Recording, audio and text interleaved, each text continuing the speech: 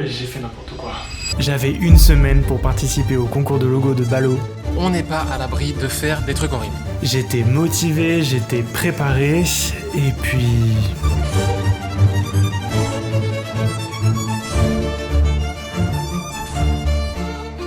J'ai rien fait de la semaine. Ouais, je suis pas fier. Il me reste donc moins de 48 heures pour créer un logo stylé et tenter de remporter cette bataille de logos. Bon, les règles sont simples, mais sans pitié. Balo a posté un brief en début de semaine et tous les participants ont jusqu'à la fin de la semaine pour poster leur proposition de logo. Ensuite, la communauté a 24 heures pour voter et le logo qui a reçu le plus de votes gagne la bataille.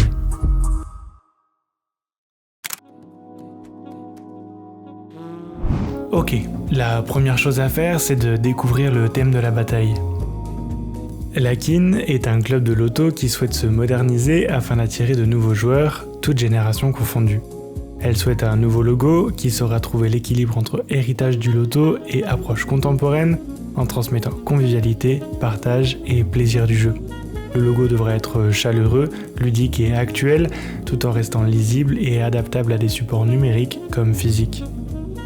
Waouh, il fallait que je m'y attende, mais c'est pas un brief facile. Le loto, c'est pas un univers que je connais bien ou qui m'inspire grand chose. Mais bon, je me suis engagé, alors je vais aller au bout.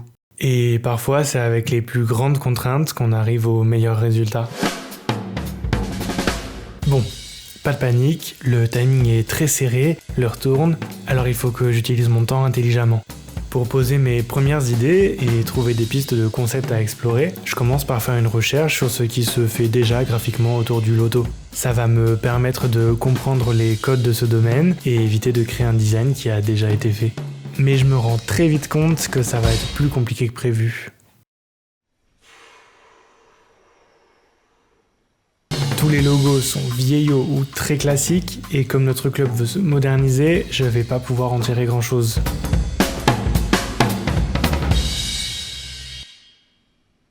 Bon, je vais y réfléchir en prenant une petite pause.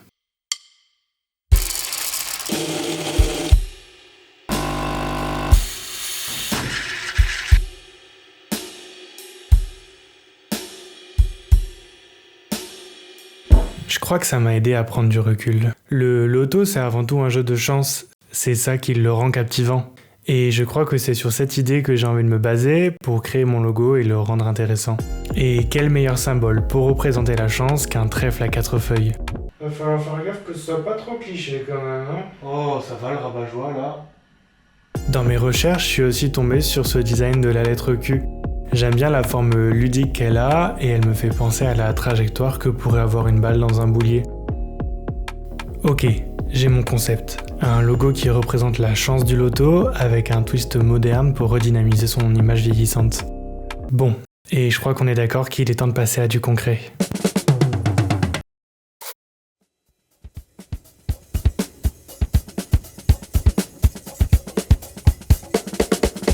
Je commence par tester des dizaines de façons de combiner mes concepts. Petit à petit, l'idée se précise et j'arrive à obtenir une composition que je trouve assez équilibrée. J'ai été efficace, donc je vais déjà pouvoir vérifier si mon concept marche vraiment avec une version vectorielle de mon logo. Je commence par créer mon trèfle.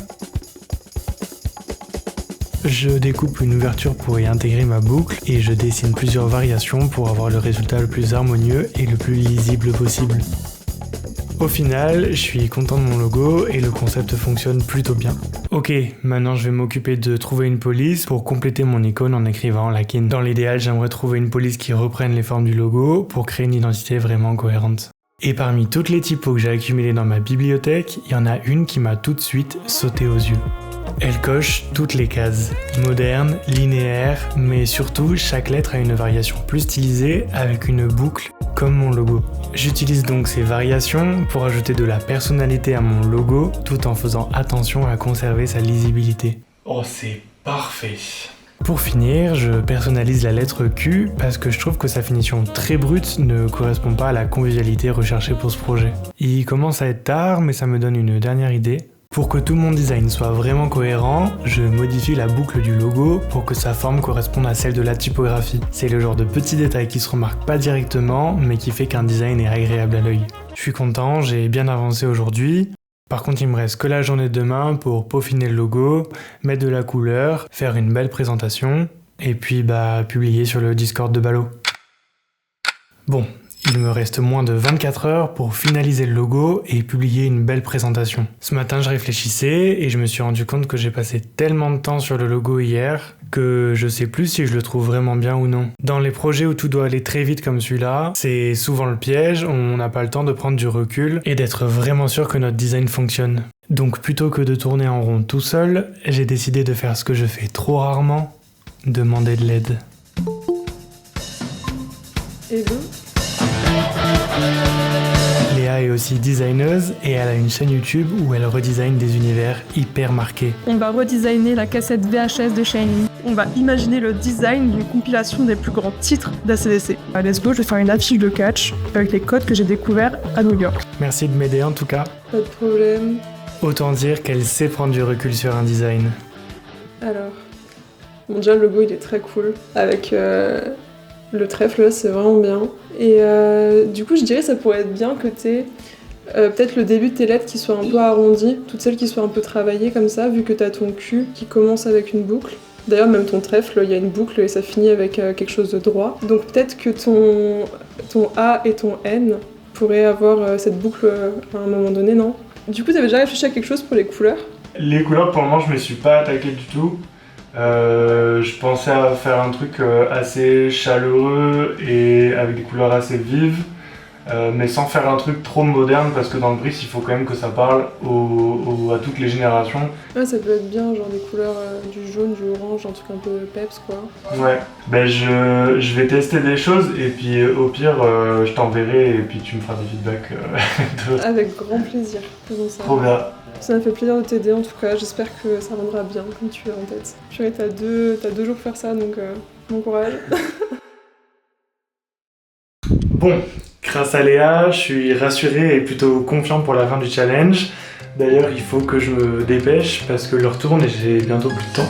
Je fais directement les modifications que Léa m'a conseillées et effectivement, ça améliore la cohérence et l'accessibilité de mon logo. Je teste plusieurs palettes de couleurs et finalement encore suivre les conseils de Léa avec un beau orange pour représenter la convivialité de Lakin. Pour maximiser mes chances de gagner, je fais une belle présentation de mon logo et de ses variations. J'ajoute aussi un slogan et une explication du concept. Une petite description pour bien mettre en avant mon travail et ça y est, je publie enfin. J'ai plus qu'à attendre dimanche soir pour avoir le résultat des votes de la communauté. En vrai, l'attente va être un peu longue d'ici là.